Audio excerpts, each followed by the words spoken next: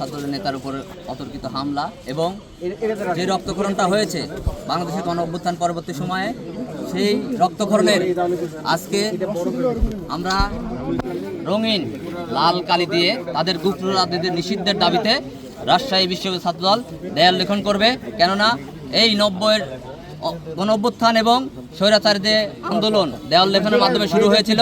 আমরা চাই এই দেওয়াল লেখনের মাধ্যমে সকল ক্যাম্পাসে গুপ্ত রাজনীতি নিষিদ্ধের দাবিতে সোচ্চার হয়ে গুপ্ত রাজনীতি নিপাত যাবে এবং বাংলাদেশের গণতন্ত্র মুক্তি পাবে।